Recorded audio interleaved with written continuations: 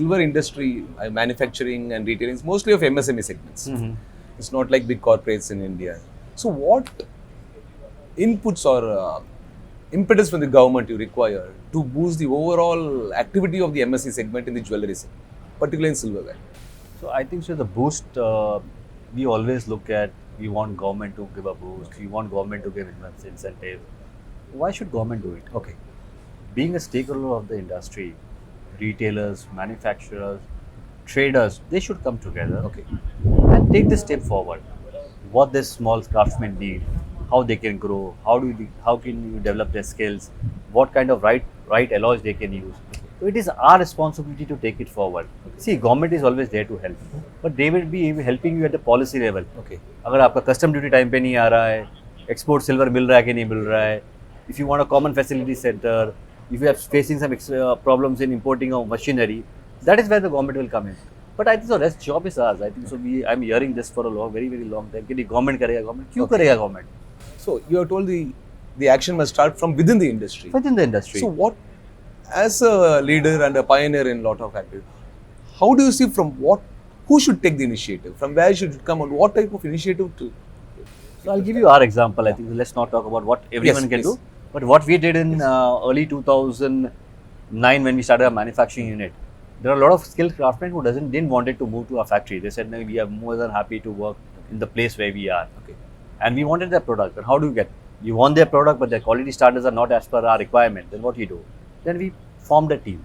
Okay. A team, their job was to meet them, explain them, how do you avoid cadmium, what are the different materials you use, how do you actually design a product which is market acceptable. So we have a design team and we have a skill development team which will go to the craftsmen, explain them how this things to be done.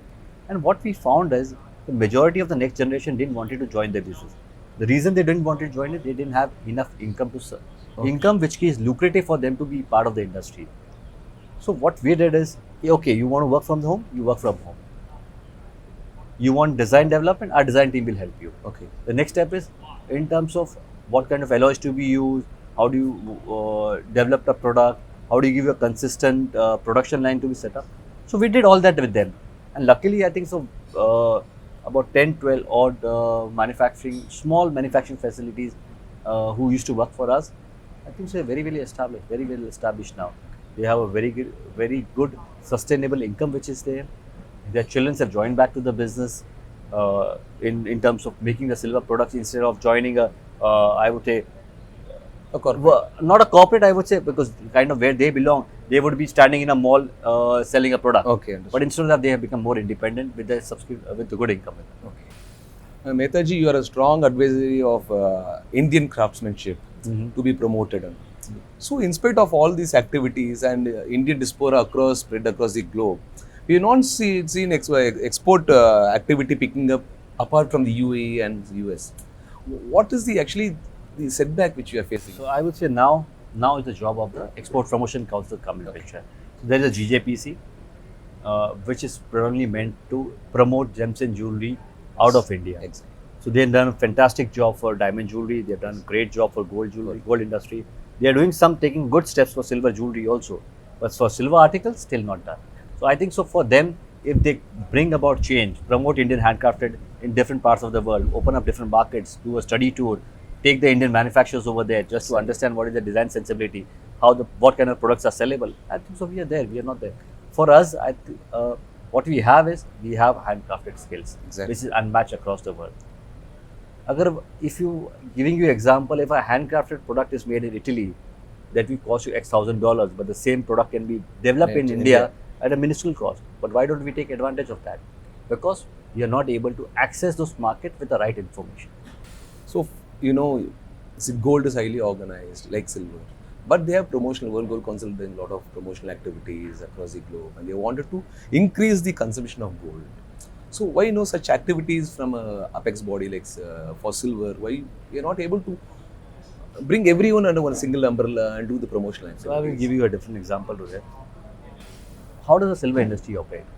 If you say majority of the silver production which is produced or mined, is used for industrial commodity.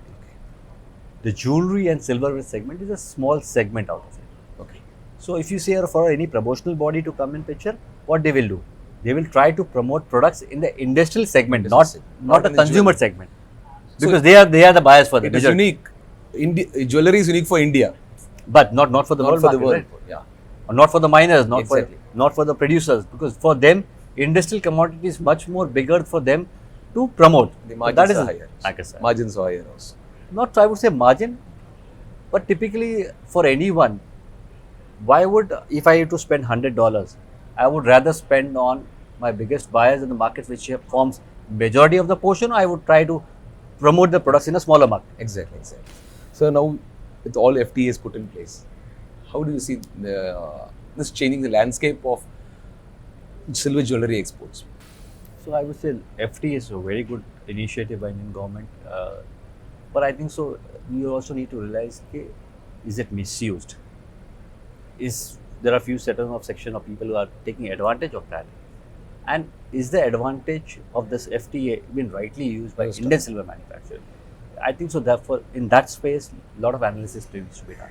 Okay, so then about finally coming to the hallmarking. So, do you think the industry will cope up with compulsory hallmarking of silver, or is this the need of the hour? So I would say there's absolutely no challenge in silver mandatory hallmarking coming into silver artifact segment. Majority of the industry people are ready. Okay. The retailers are ready, the wholesalers are ready, the manufacturers are ready. It's just about time. The day government says that we want to introduce, it's just matter of a couple of years and the industry will be organized. The challenge, where the challenge will come from the silver pile manufacturer. Okay. So, what is that, sir? The challenge is because in India, the silver piles are sold from 30% to 70%. Average purity of the silver pile which is sold is about 50%. Okay, there's no standardization of There's no these products. standardization. And they have huge tons of silver piles which is lying with them. So for them to liquidate that stock and get to standardization, it is a long journey. So, only the pile manufacturer will have some initial hiccups in doing They will take longer period to that. Even certain part of silver jewelry, because there are some jewelry which cannot be manufactured without the use of cadmium. Yes. So these are two industries which we face challenges. But I think the silverware industry shouldn't be facing any challenge. So now we have all global players like Tiffany, Signet and all Pandora having their base in Thailand, manufacturing base in Thailand. So why they not exploring India? What is stopping them from coming to India? Because you need to realize that India is a very good consumption market. But if you say manufacturing, still a lot has to be done. If you say you're a bigger brand to come and source out of India, those kind of large manufacturing facilities are still not there. So we are not comparable with Thailand? Not there, I would say. If you see, there are good players in Jaipur. Okay. Good silver jewelry manufacturers in Jaipur. They are doing substantially, equally good. But I would say, for these guys to come and maybe source about 50% of their silver jewelry from India, it's still not there. It will take some X number of years to do that. Okay. So industry is working on that? How would industry work on that? See, what happens is, if you have free trade agreements, I'll give you an example. And the material is free flowing from Thailand to India. Okay. There's material which is flowing from China. Why would India manufacturer do it? No. Why would set up factory? A product which is imported from China, which is export, but if India he has to produce in India, X plus Y. X plus 1. Your cost is higher. So cost is higher. So he would rather import than manufacture. Only if there's certain parts of, I would say, now incentive comes into picture where they set up large manufacturing facilities, government So incentive. any PLI has been given? Production link incentives have been extended to So I think silver for jewelry industry it's not there. It's not there.